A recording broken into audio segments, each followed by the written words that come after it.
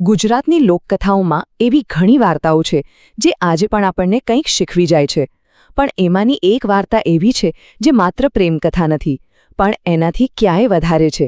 એ વચનની, શક્તિની અને એક એવા વિશ્વાસઘાતની ગાથા છે જેનું પરિણામ બહુ જ દુઃખદ હતું. તો ચાલો આજે આપણે ડૂબકી મારીએ હોથલ અને ઓઢાની આ અદ્ભુત ગાથામાં. પણ આ કહાણી શરૂ કરતા પહેલા એક સવાલ જરા વિચારો તો, શું થાય જો કોઈ રાજ્યનો સૌથી મોટો, સૌથી બહાદુર યોદ્ધા, જેણે એકલે હાથે આખા રાજ્યને બચાવ્યો હોય, એ હકીકતમાં એક સ્ત્રી હોય?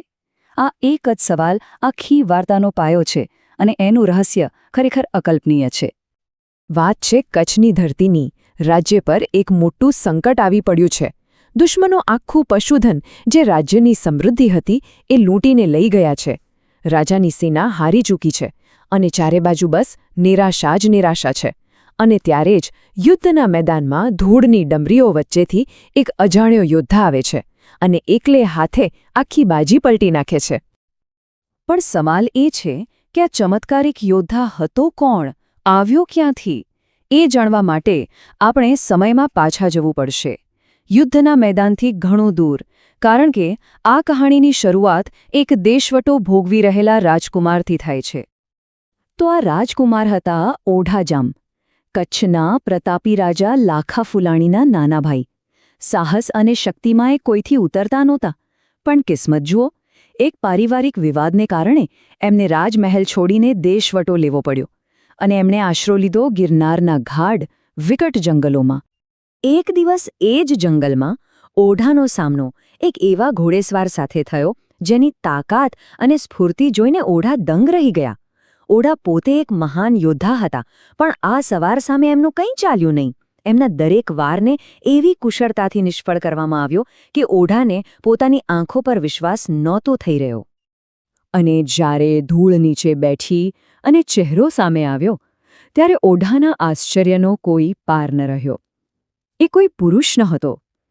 એ હતી સાક્ષાત શક્તિનું સ્વરૂપ, દૈવી સૌંદર્ય અને અપ્રતિમ યુદ્ધકળા ધરાવતી હોથલ પદમણી. કહેવાય છે ને કે એક યોદ્ધાની કદર બીજો યોદ્ધા જ કરી શકે. બસ એવું જ થયું. આ પરસ્પર સન્માન ધીમે ધીમે પ્રેમમાં બદલાયો. ઓઢાએ હોથલ સાથે જીવન વિતાવવાનો નિર્ણય કર્યો, પણ હોથલે એમની સામે એક એવી કડક શરત મૂકી જે એમના ભવિષ્યની દિશા નક્કી કરવાની હતી. અને આ કોઈ સામાન્ય શરત નહોતી. હોથલે સાફ સાફ કહી દીધું, હું તમારી સાથે મારું આખું જીવન વિતાવીશ, પણ એક શરત પર. મારી ઓળખ દુનિયા માટે હંમેશા એક રહસ્ય રહેશે. જે દિવસે, જે ક્ષણે તમે કોઈને પણ જણાવશો કે હું કોણ છું, એ જ ક્ષણે હું તમને હંમેશા માટે છોડીને જતી રહીશ.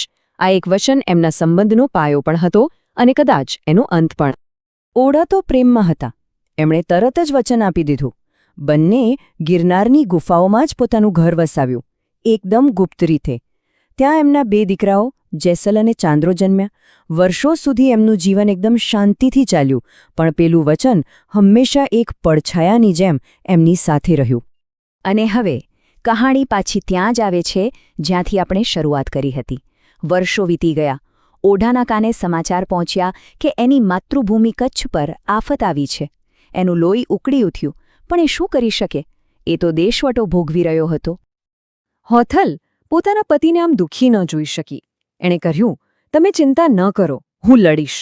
અને એણે પુરુષનો વેશ ધારણ કર્યો અને ઓઢા સાથે યુદ્ધના મેદાનમાં ઉતરી. અને જે થયું એ તો ઇતિહાસ બની ગયું. હોથલ એક વાવાઝોડાની જેમ દુશ્મનો પર તૂટી પડી અને હારેલી બાજીને જીતમાં ફેરવી નાખી. કચ્છમાં તો જાણે દિવાળી હતી. વિજયનો જશ્ન મનાવવામાં આવી રહ્યો હતો. ચારે બાજુ એ અજાણ્યા રહસ્યમય યોદ્ધાના વખાણ થઈ રહ્યા હતા. મહેફિલ જામી હતી અને ઓઢાના ભાઈ રાજા લાખા ફુલાણી ઓઢાનું સન્માન કરી રહ્યા હતા. ગર્વ અને ખુશીનો માહોલ હતો.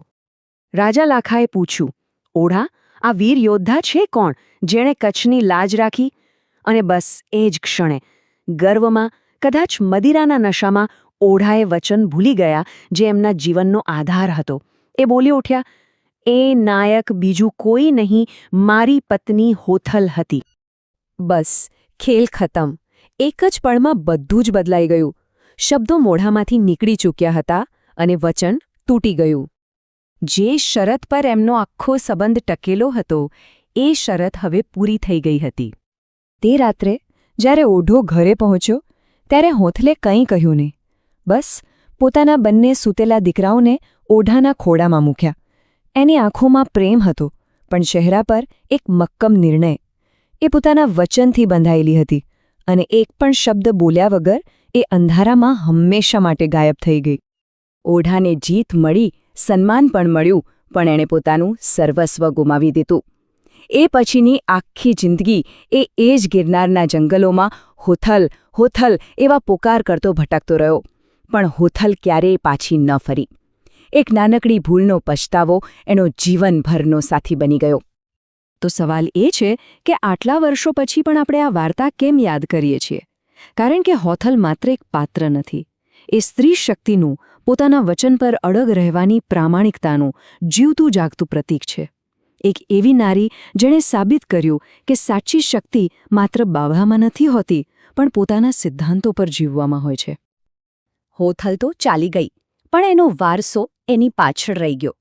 એના 2 પુત્ર જેસલ અને ચાંદ્રો એની જ શક્તિ અને બહાદુરીનો અંશ લઈને મોટા થયા.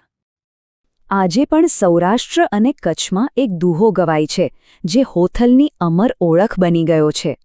જેસલ ને ચાંદ્રો બેઉ જામના બાળ, હોથલ પદ્મણીના દીકરા જેનો જંગમાં નહોતો જોટો. એનો મતલબ એ છે કે આ હોથલ પદ્મણીના એવા દીકરા હતા જેમનો યુદ્ધમાં કોઈ મુકાબલો કરી શકે એમ નહોતું.